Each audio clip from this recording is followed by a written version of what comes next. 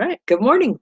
Good morning. Welcome, everybody, to the Saturday Morning Mastermind. I'm your host, here with my good friends Dan, Sandy, Karen, Catherine, and Christina. And today we're going to be talking about Chapter 3 of The Wisdom of Sundays by Oprah Winfrey. And our topic is mindfulness. But before we get going, I want to just address a couple of things. First of all, if you're watching us on YouTube, please like this video, subscribe to our channel so you can get updated every time we upload a new video. And then there'll be links below this video where you can join us in our Facebook group so you can participate with us. And then, of course, share a comment below the video or in Facebook if you're seeing this on Facebook, because we love to hear what you have to say about the things that we're talking about, and we'd love to have you join us. So, okay, with that, I want to have everybody go ahead and introduce yourselves, and then we'll jump into this conversation. Guys, jump on out there.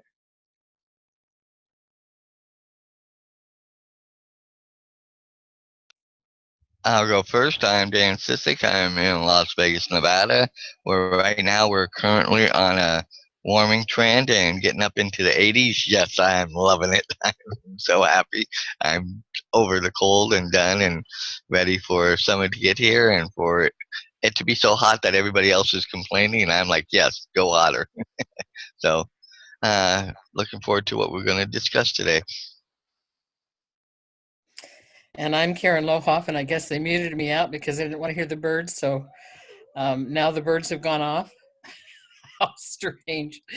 I'm in the East Valley of the Sun, which is the Phoenix, Arizona area. And we're warming too, although the last couple of days have been cooler to me. I don't know if it's my body temperature or just what's going on. Anyway, we're glad to have you here. We're excited to get going with this topic.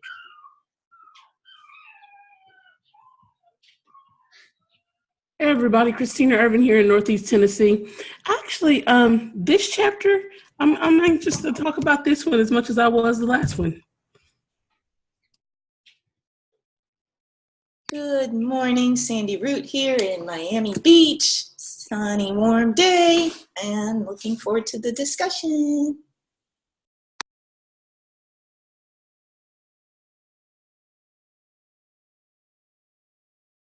How was that, everybody? Okay, I know Catherine can't talk, but she's in Boulder. Oh, actually, you're in Oklahoma right now, aren't you, Catherine? At your parents' house, is that right?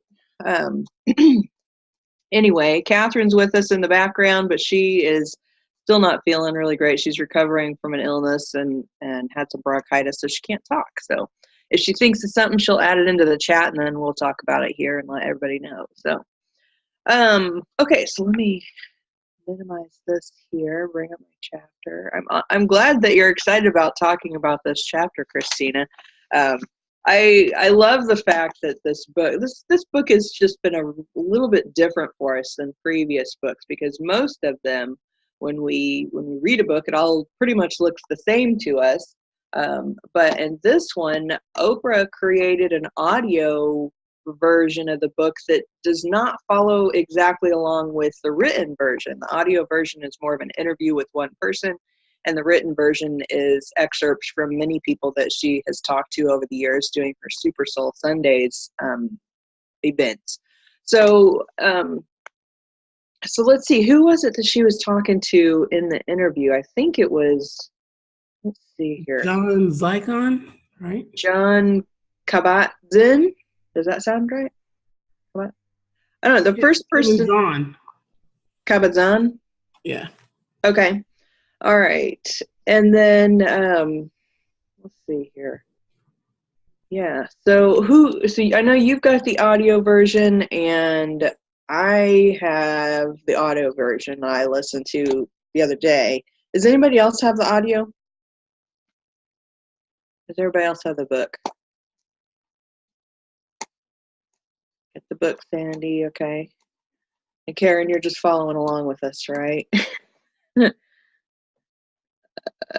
Okay, and Catherine has both. Okay, cool. All right. And Dan, I'm not sure which version Dan's got. He's kind of hiding in the background for a minute.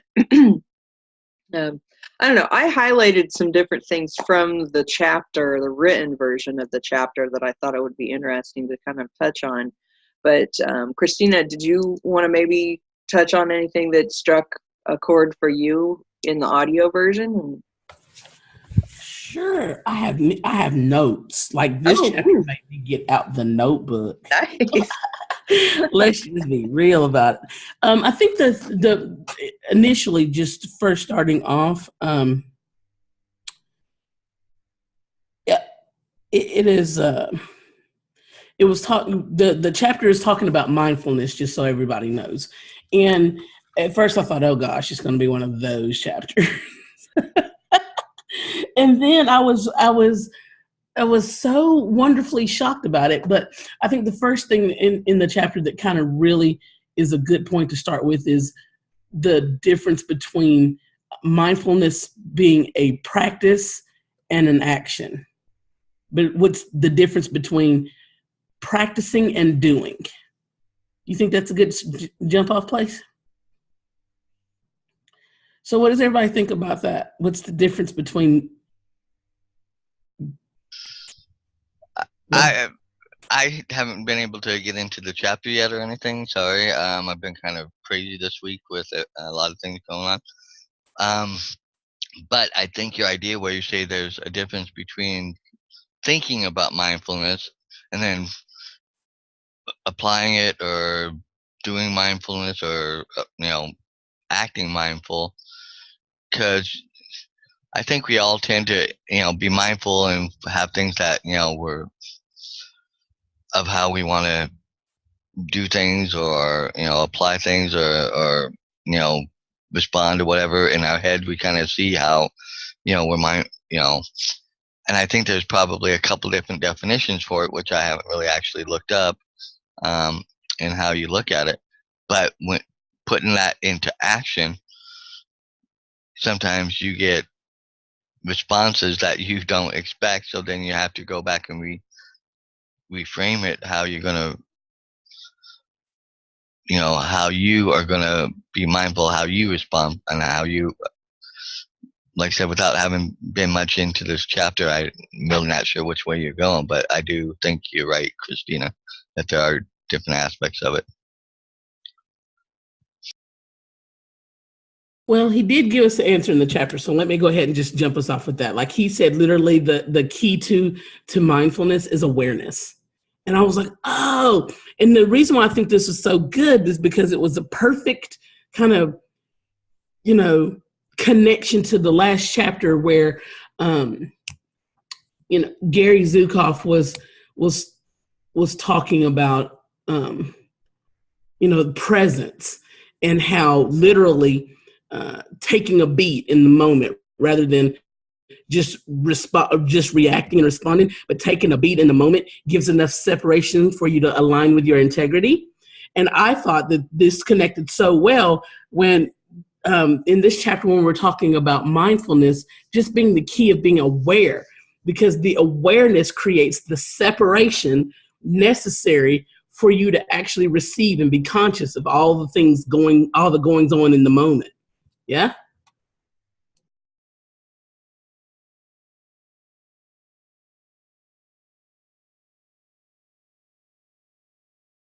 Oh, we got a quiet bunch here this morning, I see. Y'all think y'all just gonna have me up in here talking all morning, huh? Oh man, I felt like last week we were dominating the conversation, so I was trying to just sit back a little bit and let everybody else talk. Yeah, I had the same thoughts this morning, Samantha. Right, I know. Who else wants to jump out on that? Practice versus action. I find mindfulness became a useful tool, a reality tool for me when I thought that I seriously must be deluded or experiencing self-made illusions, which I do. I do a lot of things in my mind. I do a lot of visualizing. I do a lot of talking to myself. I do a lot of carrying on and thinking about things in scenes in my mind. And once I learned that, I thought, anytime that I question if I'm really deluding myself and thinking something even could possibly be real that's not real, then I can bring in this mindfulness. And I brought it in a way that a therapist suggested, a real simplistic way of, I can see the light fan that's above my head in my bedroom. Even if I'm looking at it in my mind, I can see it. I can see the fanning out of the bulbs, the type of whatever those are called that house the bulbs. I can see the fan blades. I can see if it's stopped. I can see if it's moving. I can distinguish the color of the one wall that's brown. I can distinguish the color of the wall that's white. I can see that the slats of the wood blinds are open.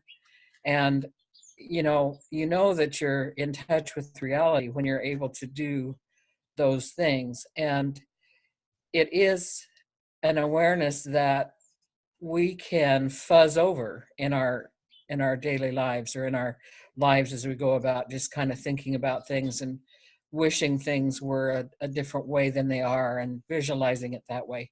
So for me, that's a good tie-in of bringing awareness to mindfulness.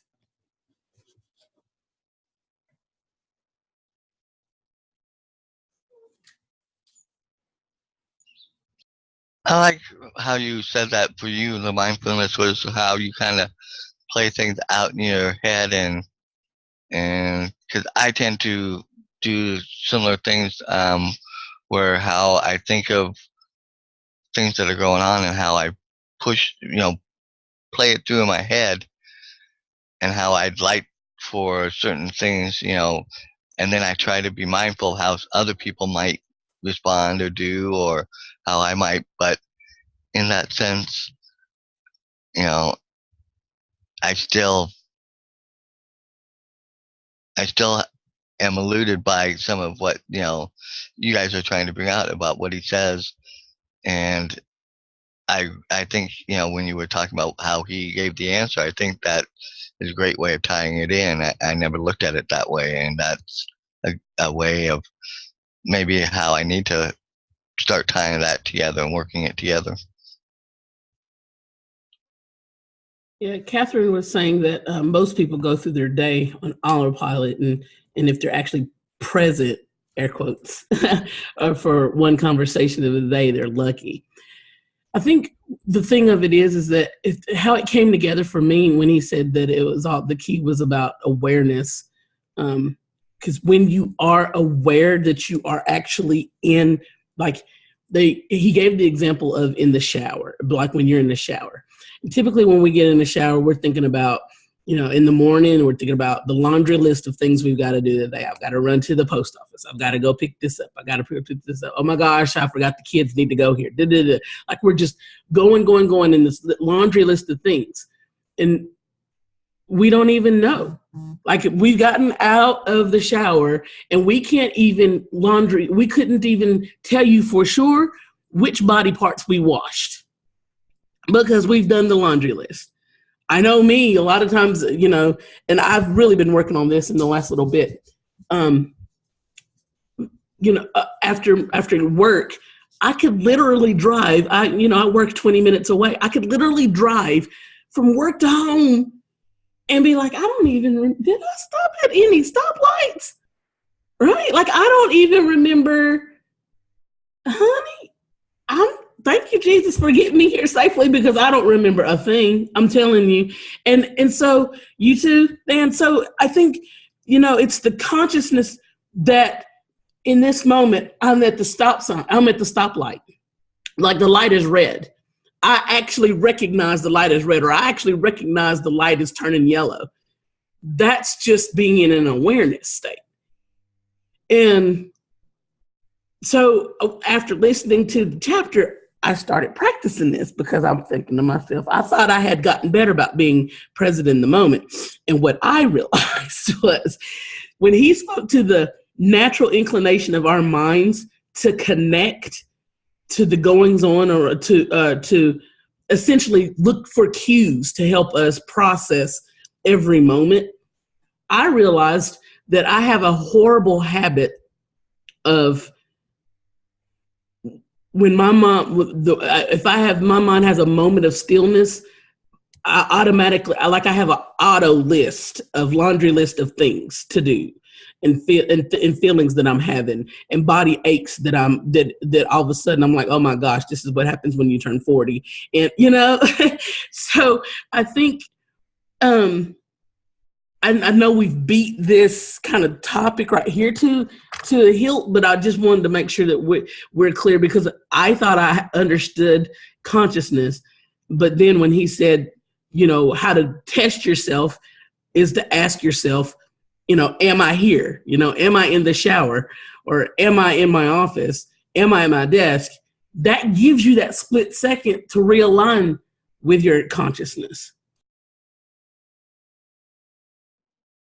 Yeah, it's I have lots of thoughts going in my mind. What to say? Yeah,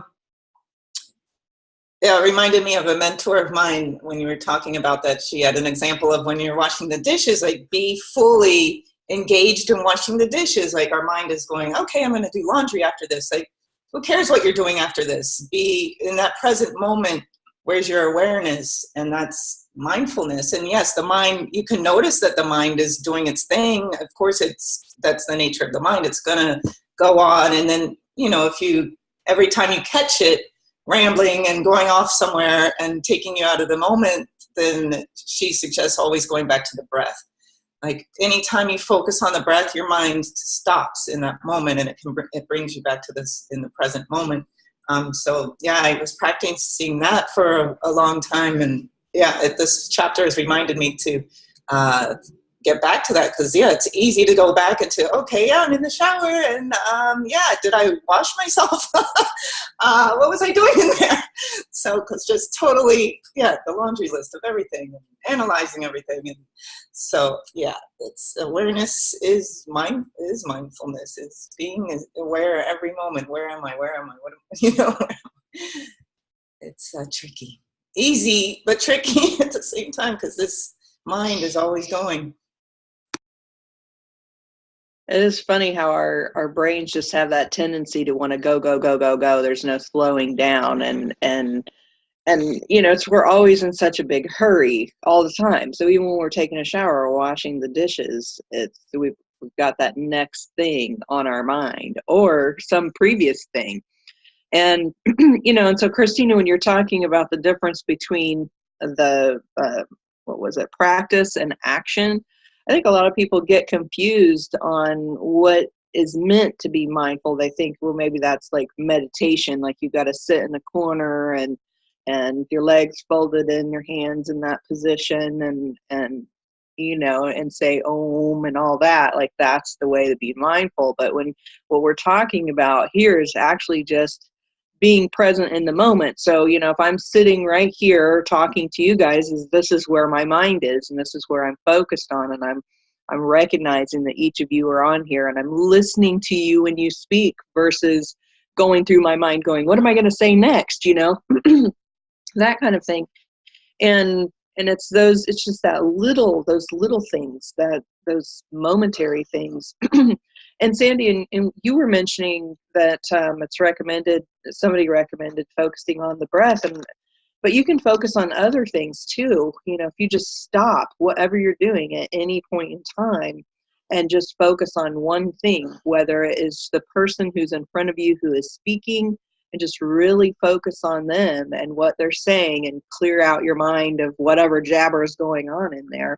Or if you're driving, to just, look around, see what's coming around you, look in your rear view mirror, look ahead of you, look way ahead of you.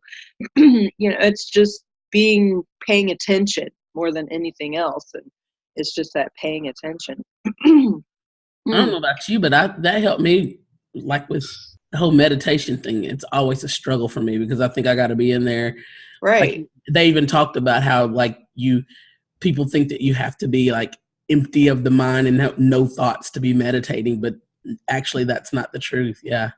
Yeah, exactly. I mean, I can't tell you how many times that I've just been stopped at a stoplight. We mentioned that, and just kind of quieted my mind and looked around and just observed whatever's going on and just had a quiet moment. And that's what they're kind of getting at, is just that peace inside of you, because when you're just right here in this moment, you're not thinking about that, and you're not thinking about this, you aren't thinking about what happened before. It's peaceful.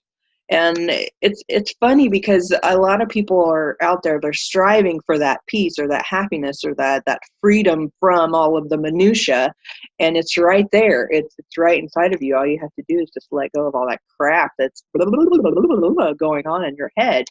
I wanted to read something from the chapter that Oprah put in the book from this John guy, and I've not even ever heard of him, but he's awesome.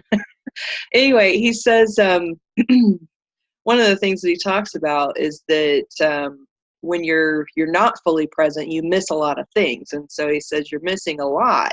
If you missed a look in your child's eye one day, you've missed it. If you've missed a look in your lover's eye the next day, you've missed that. If you missed the beauty of sitting under trees, well, you've missed it. If you sum that up over many moments, many years, you wind up missing the most beautiful aspects of your own life. And I mean, that's huge. And we're just so busy that we miss so many things, and we blame it on being busy, right? So I was gonna. Yeah. Oh,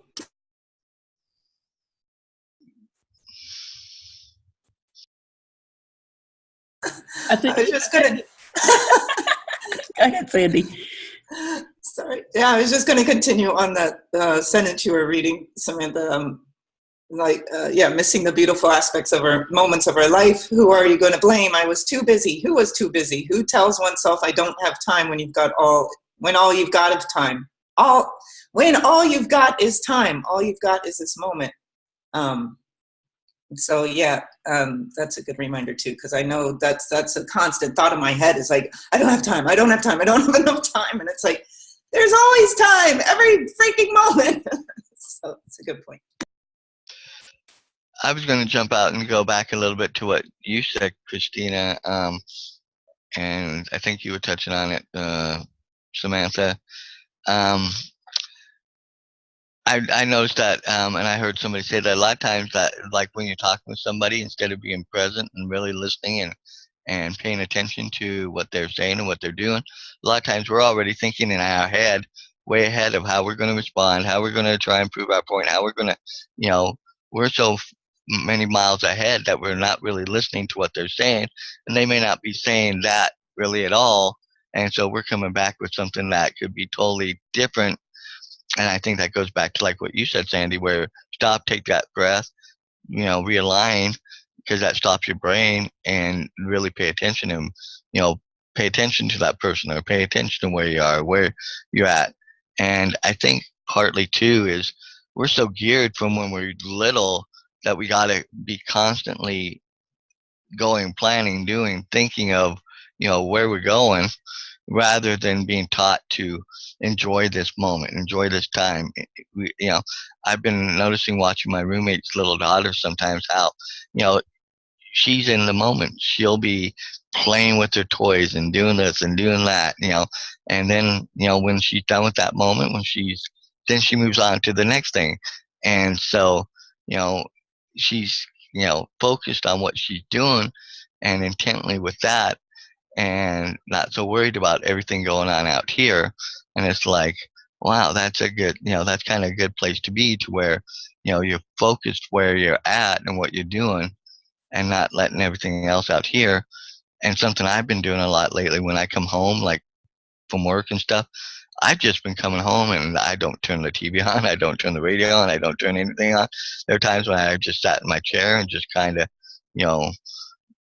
let everything just kind of go, and let the stillness, and let me just enjoying that quiet time, and that time of where I just kind of focus on that minute and that little bit of time where everything's still and peaceful and nice, and I'm not worrying about this out here, that out there. And I've noticed the difference. It's kind of settled me in some ways to where then I can get the energy to go on and do do what I want to do. So I think that's some good points, and some good points that you guys brought out about, who do we have to blame for we didn't have time? Because like you said, Sandy, there really is time if you just take the time. So yeah, it goes back to that one of my I'll fall back always is just the choice, right? He was saying that practicing mindfulness, I think for me too, something that I wrote down was that there's that mindfulness is a particular way of paying attention and the awareness that arises as a result of that. And he said, there's three things to help you start training yourself to be mindful. It just requires that you're doing your own purpose in the present moment and non-judgmentally. And I was like, "Ooh, that is so good," because on purpose means that right there that's keying in your intent, your intention. And of course we've talked about present moment, but how much I know for myself, intending to be in this moment right now, non-judgmentally, that it literally suspends probably 90% of the things that takes my mind away from this moment. Whether it's, think about having a conversation with someone, having a conversation with someone, and how literally, if you just suspend the judgment, particularly if it's an uncomfortable conversation or one where there's a little bit of controversy or whatever, if you just suspend judgment for just a moment, then in that moment when that person's talking, you're not thinking about your rebuttal because you're just trying to be right. You're literally listening to every word, and you're literally watching their facial expressions, and you notice the subtle change in the intonation. And the subtle change in the intonation can be the difference between there being a smart ass, or they're being curious, or they're being affirming, or they're being compassionate. Just a small difference in the intonation. But if I'm sitting there judgmentally, like part of this conversation, like they always have an attitude with me, and I'm thinking all these thoughts, then I don't even hear the subtle compassion in their voice. Even though it might be intense, it's still compassion, and I won't receive that way. And I was like that was another one of those aha moments for me. Yeah,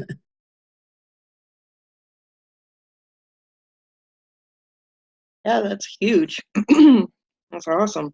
And, it kind of, we got to remember to be non-judgmental about what we're doing on our own too, because we have that tendency to be like, all right, well, I shouldn't be doing this because I really ought to be doing that, or I really need to be doing this, or going here, or, because we do that. I mean, we judge ourselves on every little thing that we do or we don't do, what we eat, what we don't eat, how we exercise, everything. And if we could just let go of that little aspect of it, I mean, how much more calm and peace would we have in our own lives if we weren't sitting there going, so anyway. There was a quote that I wrote down. He said, meditation is simply about being yourself and knowing something about who that is. I was like, oh, so good. Literally knowing, because again, if you recognize something about yourself in that moment, I know lately, because I've been practicing being more present and more aware without even having read this chapter. Now that I've gotten through this chapter, I think I will experience so many more fruits from this, right? From this practice. But it's like, in in the moment of recognizing, I was on a Facebook string the other day, and it was just some very hurtful things were being posted in this string. And but I noticed that like there were like horrible things were being posted. But I noticed that as I'm reading through these comments, I'm not actually, it's not hurting me. It's not even disappointing me. I'm not even getting angry at reading these comments that normally in the past would have just like literally had me all messed up, y'all. And I said, thank you. Like I was like, I felt gratitude in that moment, because that was a moment affirming my personal growth and recognizing who I am, independent of someone else's judgment, being unapologetic about who I am, being unapologetic about how I feel, being unapologetic about how I can communicate that, such that I'm the only one in this, like I am the only one in this string. And I pop in and I'm like, I feel like, so many conversations are held in extremes these days. And just because you might not agree with me or how I love or whatever like that, that doesn't necessarily mean that you don't support my right to be able to love just as freely as yours. The two aren't always mutually exclusive. And I've learned some compassion in being able to receive it as such that I don't have to stunt your freedom by going to one extreme, suggesting that you should go out of your way to support mine. In effect, that's me being a bit hypocritical. Like, and for me to be able to step out in the middle of that conversation and some of the horrible things that were being posted and say that, like, really, unapologetically, did not care. It wasn't even about making a point to pierce someone else's heart. It wasn't about them at all. I could care less if anybody received that. And so the understanding of myself in that moment, if I go a little bit deeper, because towards the end of the chapter, they were talking about how mindfulness is, it's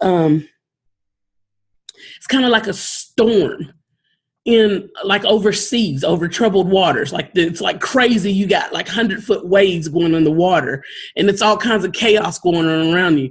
But underneath the water, you go down 30, 40 feet underneath the water and it's still all peaceful no matter what. The knowing, the meditation practice, recognizing something about yourself in a moment is kind of the same. I think that metaphor kind of extends, or it kind of came together for me in that. I don't know. What do you guys think? When you were talking there, it kind of reminded me, if there was one thing I could teach kids these days about what other people say, is that the only opinion that counts is yours. You are the only one. You know who you are and what you're about. And if you are truly knowing that, then it doesn't matter what anyone else says. No matter how big they say it or how many people they say it to, it's irrelevant, because if you don't believe it for yourself, it's not true, period. Even if other people think it is, it doesn't matter. And I mean, and that's kind of what we're talking about here. When you're saying, being yourself unapologetically but it works in a deflective kind of way as well. I guess I don't even know if that's the right word, but I've just noticed over the years, the more I have felt grounded within myself, knowing who I am and what I'm about, the easier it is for me to see that someone else says something to me, about me, around me, related to me, or in any way, and it just doesn't even affect me, because I know it's not true. It doesn't matter. You can say whatever, and I know it's not true, and so therefore it doesn't hurt me. And and I wish that we could teach more kids that huge thing, because so many of them are out there and they're being hurt by things that other kids say on social media and, well, in in life. It used to just be bullying in school, and now it's bullying on the internet. And it's sad that these kids are being so affected by that. And of course, I know it's not just kids; it's adults too. But if we were to just be like, okay, whatever, you're making a fool of yourself sitting there saying that, because it's not true. People would it would stop. Because it wouldn't affect that person anymore, and so they wouldn't bother doing it. What's the point? It's not getting their goat, so why would we even bother? Catherine has posted a few things here in the chat. I want to read these. One of the things she talked about was, when I'm flipped out over whatever, I find it helpful to visualize myself going under the water, swimming. That drops me into silence and calm of my soul and out of my mind. And then she started commenting on what we were talking about, kids, and she says, we really need to teach kids mind control. It is minds out of control that causes these shootings. Good point. Good point. Oh my God. Yeah. And then what else did she say? Yep. Taking guns away will teach them to build bombs. There will always be weapons. They need to learn how not to let their minds fuck them. Amen to that. I'll tell you what, because I feel like so many of these things that are lashing out in the world, these people who are out there trying to hurt other people physically, have been hurt mentally. And if they only knew that their opinion of who they are, if they just were grounded in themselves and weren't so concerned with what everybody else is saying, then they wouldn't be hurt by those things, and then they wouldn't be wanting to lash out at everybody else. I don't know. That's kind of my thought on that. It's just painful to watch, because that, I don't know. I know that these people who are lashing out in that way obviously are hurt or have been hurt, and are just feeling like that's the only way they can retaliate and be heard. Be heard. Huge. We aren't hearing each other. We aren't listening to one another. And we're talking about being mindful and paying attention to what another person is saying. I mean, how many lives could be saved just by that?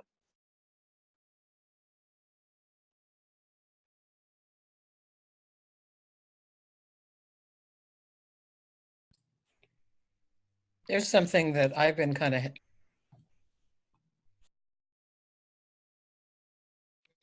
that came to my mind as Sandy was talking. I know Christina and Sandy both talked about being in the shower and being mindful of washing body parts. I think that's something that I want to be sure and take away. count all the body parts I still have. But as I was thinking about that, I was thinking, yeah, we do go through the laundry list, but also one thing that I always liked to look forward to getting into the shower is that a lot of times a lot of ideas would come, and they would just come pummeling down. Just, it was just a really good place to kind of experience that that connection with the invisibles that are part of my life.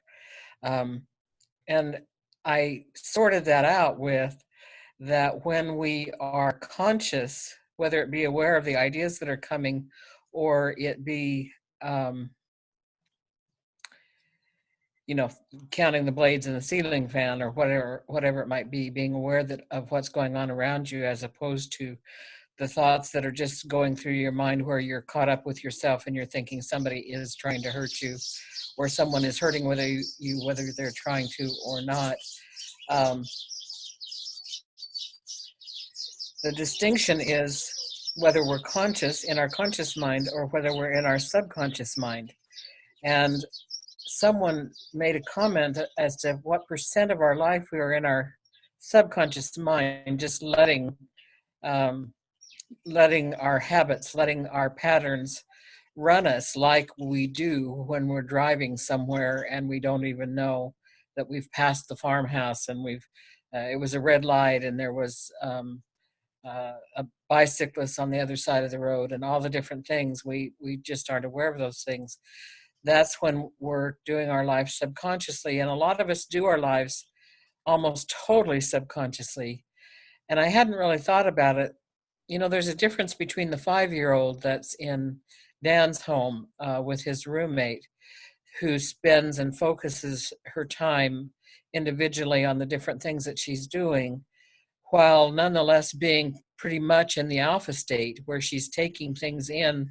She's hearing what Dan is saying. She's got his philosophy of life along with her father's and all those kinds of things.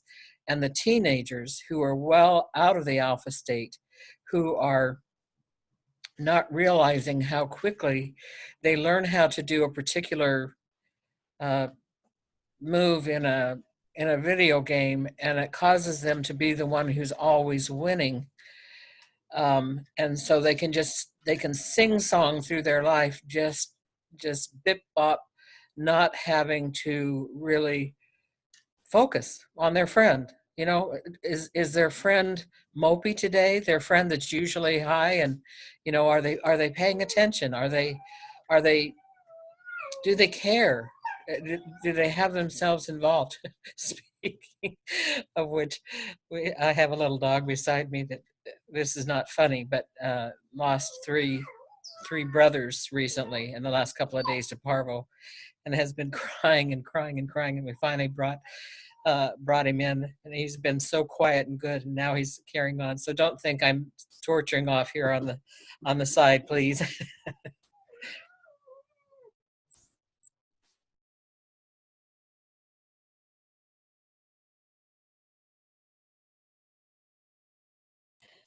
I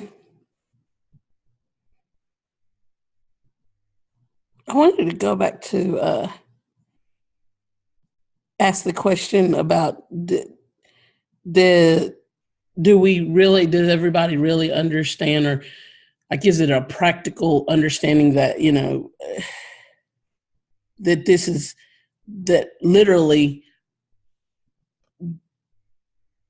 kind of mastering this clears the space to actually receive more? Going back to, I don't know what week, I think I probably say every week how important it is to receive. So it might be getting on y'all's nerves, but I'm just trying to string together all these lessons for myself, because it's like sometimes we take things so literally, like in the conversations, but sometimes it'll help us. I know it helps me to actually integrate stuff in my life when I string it together and see how all this layers and supports. Well, I think. Go ahead. Thanks. No, I forget what I was going to say. Yes, receiving. I think when you are aware and you're mindful, because you are seeing the present moment, you do receive more. I think when we're stuck in the mind chatter, it's almost blocking off our receiving. And it can even be, I find when I'm mindful, just insights pop in. It's like, or new ideas, or I notice a new opportunity, or and it's in those present moments that those things are happening. So I do find definitely when I'm being mindful that I'm definitely more receptive, indeed. So, yeah.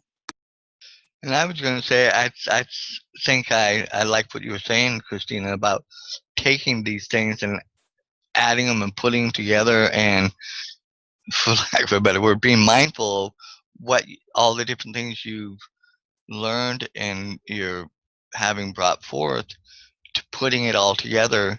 So therefore, it helps you to be more open for receiving, and going back to like what you were saying, not being judgmental, not being, and everything like that. So that way what you put out is hopefully then better received by other people, because then they can feel that intentionality and that vibration of what you're putting out. And so therefore you're having a positive, good effect on them, and that hopefully it rubs off on them and they start learning and growing and understanding, or maybe even coming back to you and saying, wow, when I did this, or when you did that with me, it helped me, and maybe, opening them up to being more receptive to looking at how their thoughts and their processes of how they look at things too, and that how, by going through that, going back to what Samantha said, how maybe the world can start changing and we can start affecting little changes here by how we respond with ourselves first and putting everything together first for ourselves and then putting that back out. Absolutely. I just experienced it just in that moment. Y'all, I'm getting stoked about this whole mindful thing. Like, this is getting me excited because when you were talking and I literally was listening to you totally. And then all of a sudden it hit me. It was like, see, Christina, like like when you're listening to him, it helped me even affirm going back to the book, The Four Agreements by Miguel Ruiz, and how we're supposed to be impeccable with our word, impeccable with our deed, and our word needs to be in alignment with our deed. And it's like, we're essentially just saying here like that. He's essentially just saying just that. And it's so much you can truly be mindful or mindless if you're more mindful. That was the download that I got that got me excited. And I say that because it helps. So often it's like, oh man, I wish I just want to do what I can do, my part in the world to help the world, make the world be a more compassionate place and a better place. But literally, if we just stop all that and just be more mindful, then we're going to be in alignment with our deed, and we're going to be impeccable with our word and our deed. Naturally, we're going to be doing the thing. We're going to be practicing the way. We're going to be carrying out the intent that we're sitting here busting our brains trying to figure out how we can do it.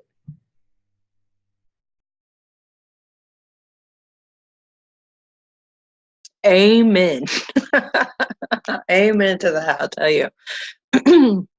That's so huge. And I love how you just said mindful versus mindless, because when we aren't mindful, we are mindless. We're just blah, blah, blah, going through life, reacting without thinking, experiencing without feeling, or feeling without even experiencing. I mean, it's just, you go through, like Karen was saying about, we're just kind of going on autopilot with our little subconscious mind, just reacting to whatever comes up without even knowing why we're reacting half the time. I mean, how many times have you experienced that, where you are confronted with a person or a situation and you have these feelings come up and you don't even know where they're coming from and you're reacting, and you haven't even really heard what that person is saying or seen what they're actually doing. You just have this like automatic response.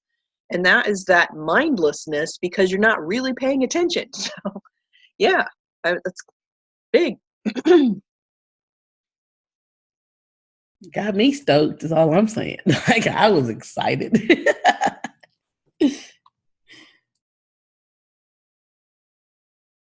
Glad I could help. Yeah, thank you very much, Dan. Look, I know we're coming to the top of the hour, so I think I'm just going to give my summation or whatever takeaways for the call.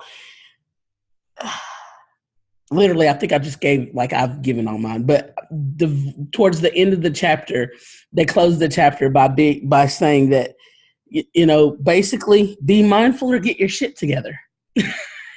That's literally what they said. Be mindful or get your shit together. And I'm like, yes. It said it all for me.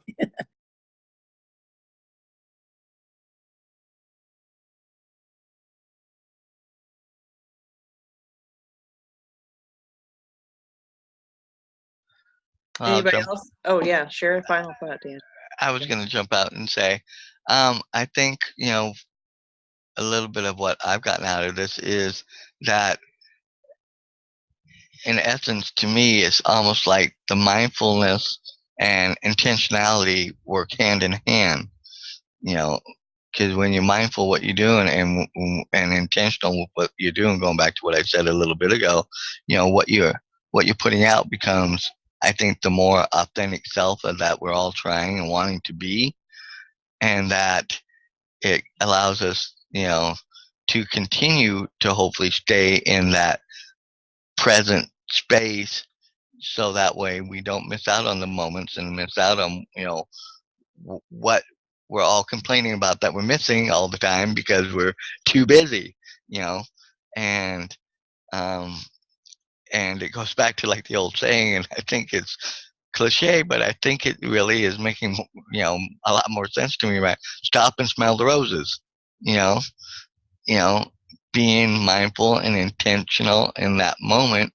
so that way you get the full aspect about it. Just like also when you're interacting with somebody, be mindful and intentional in that moment to drop the judgment, drop the time, breathe. Like I said, going back to what you said, Sandy, breathing, that, you know, because it clears your mind and it can open you up to focus on what they're saying and hear their heart and what they're trying to get at, but not let it be judgmental, or that you take it in that judgmental way that we always do, so that way you can hopefully hear what they have to say, and then therefore allows you the opportunity to respond in a more authentic manner back to them, and hopefully carry that intentionality even farther from there. So that's what I think I've gotten out of this.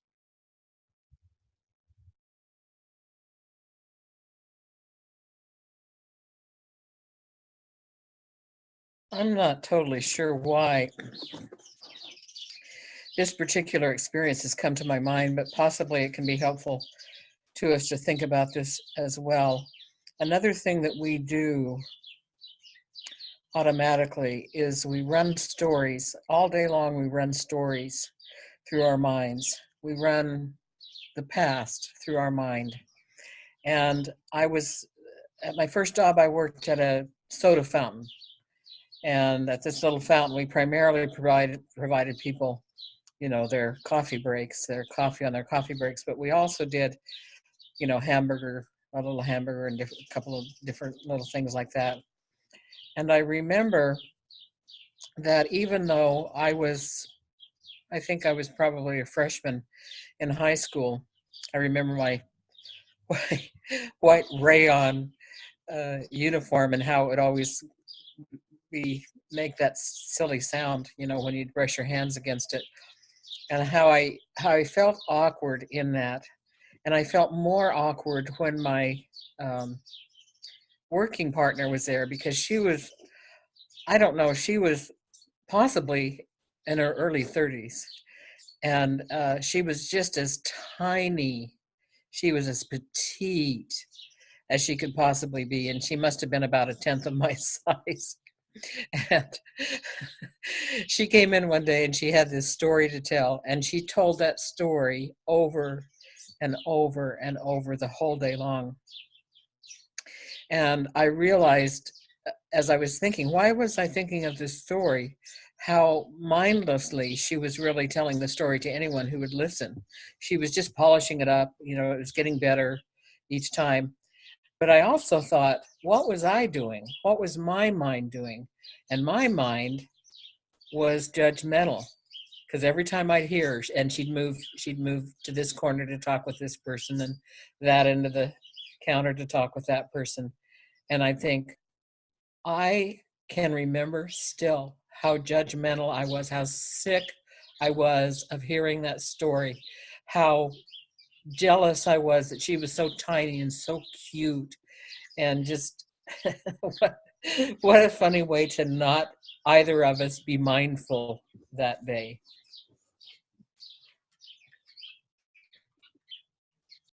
Just reading what Catherine wrote here.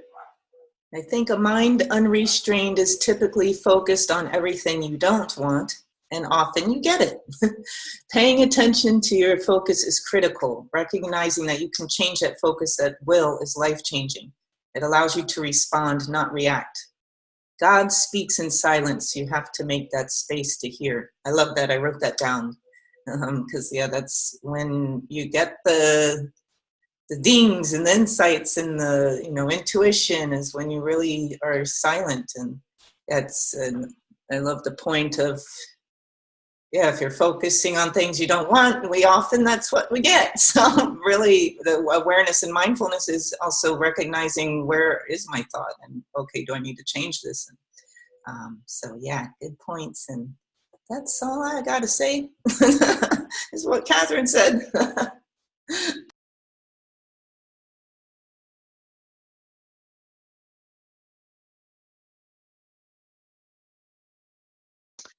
Yeah, I feel like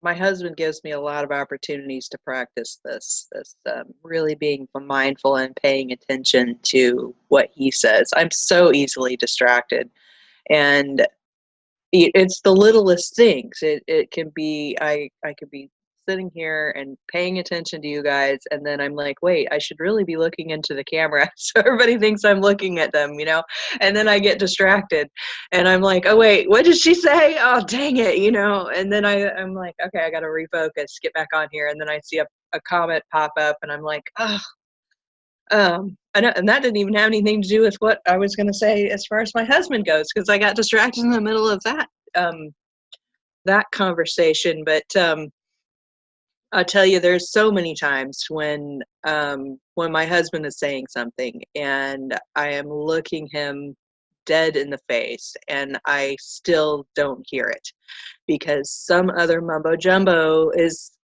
happening. A twinkle on my phone, a noise in the background. He says one word that makes me think of something else, and then I'm gone. I'm off over here.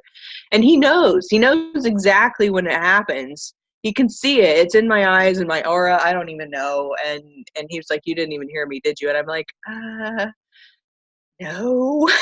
I'm sorry. I'm trying so hard, And but I practice it. I practice it every day, and because exactly, squirrel, right?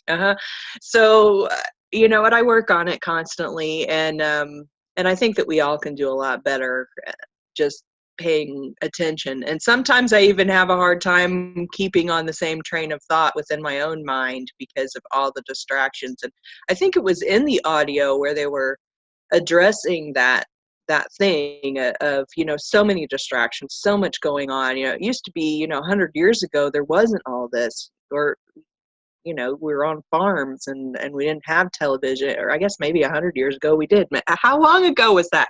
I don't know. 200. Let's go back 200 years and make it easy. 200 years ago we were all sitting in front of fires, and that's all we had to focus on, is just our family, and then the fire, and there wasn't the TV, and there wasn't the radio, and there wasn't social media, and there wasn't blah blah blah blah blah.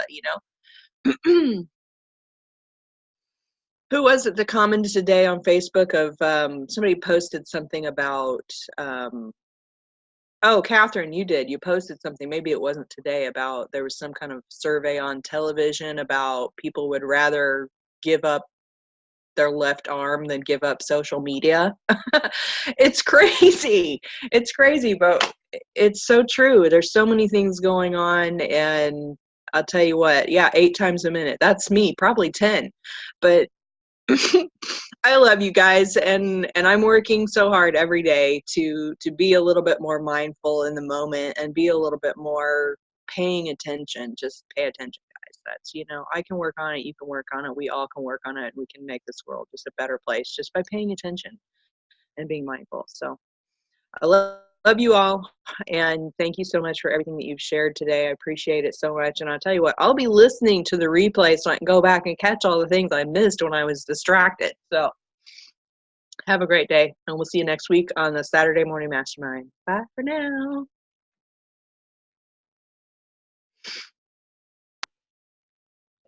Yeah, that was good stuff there at the end.